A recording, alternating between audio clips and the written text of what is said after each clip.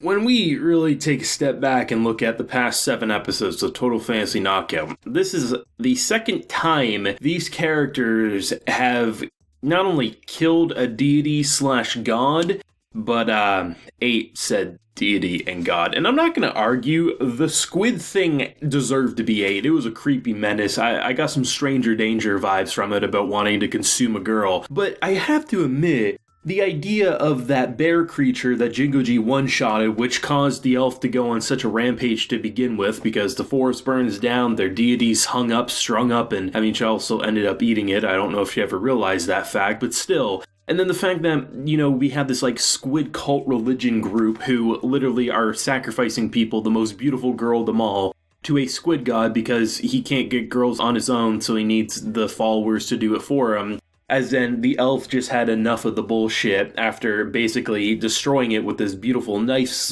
slash thing, and then she just was like, I'm done, I'm gonna have some grilled squid, and now she's the village chief. So what ruined her life was her deity being killed, and what seemingly might have fixed her life is her killing a deity.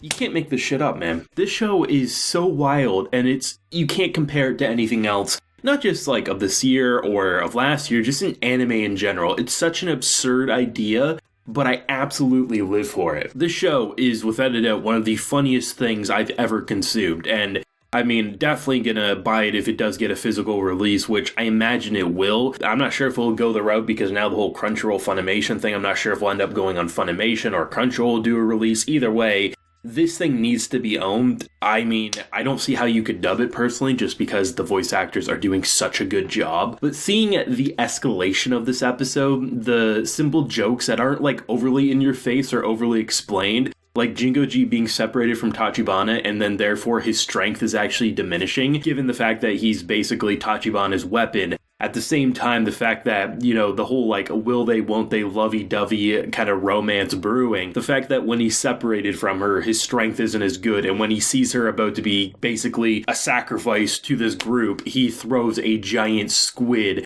and penetrates its head with the statue. And I absolutely love this other side character who I honestly didn't think would be much of an addition to this episode because last week he almost got piled 6 feet under. And the fact that he's growing in love with Jingoji as he's basically trying to feed him by hand here, being you probably want some of this and maybe we can be a little closer. And I'm if this show wasn't already horny enough, you didn't need to add in another character to the mix. And I'm glad that the intro of the episode kind of went where I was expecting, the idea of the jealousy, the envy, wanting to compete on who gets to be the sacrifice. As even the people sacrificing are looking at you with a side eye being you do realize if you win, you're gonna die, right? And just the numerous times bullying took place in this episode, it was so great. I mean, Jingoji's idea of turning her into a floaty to go fish for squid, it's something that I knew wasn't gonna go over well, and I'm not sure if it's actually something that's legit because I don't go squid fishing or anything, but the idea that apparently they only come out at night in terms of nibbling, I absolutely adore the fact that she was just laying there after being thrown. I mean, even with diminished strength, was literally tossed deep into this lake here and had to just get all pruny sitting there, not being able to swim or move. And then when she finally was moved, this giant stranger danger squid came in and was trying to consume her.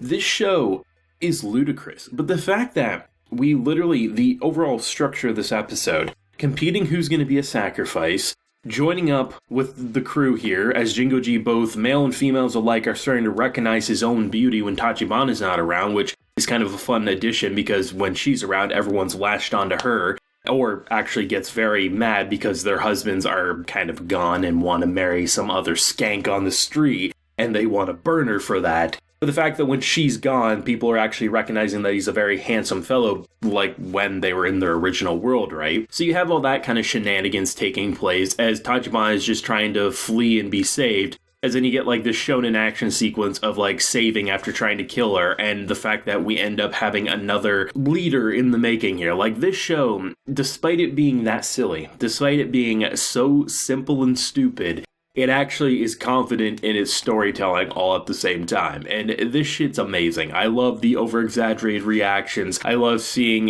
people go from smug to almost pop team epic. I mean, there's so many designs that I can only begin to imagine Pop Team Epic might have been an influence, because Pop Team Epic, if you haven't seen it, I mean, there's just so many absurd styles to that show. And sometimes when these characters go wonky, I don't know, maybe it's just me, maybe it's not supposed to be resembling that. But I mean, either way, it's a bonus in my opinion, because it just aids to the comedy reaction so well. You don't need characters making a joke, saying something.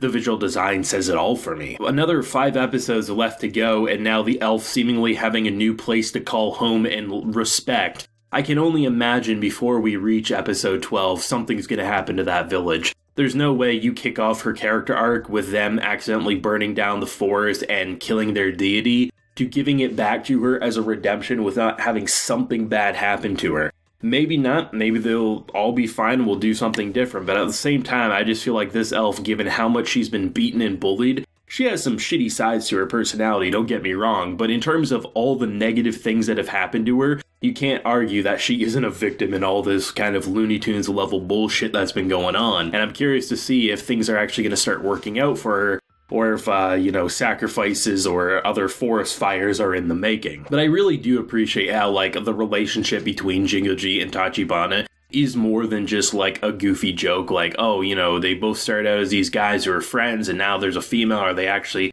sort of romantic tensions? I mean, they always had some romantic tensions even back in their original life. And even though it might feel like they're already kind of in a relationship, I know I talked with someone in the comments last week about how we might actually be rushing to divorce rather than rushing into a relationship by the time the pacing finally reaches the ending there. But the idea that they legit are good for each other, it's just they're not able to admit their feelings. I think it's interesting because, despite all the ludicrous shit happening, there's a level of chemistry there that is actually wholesome.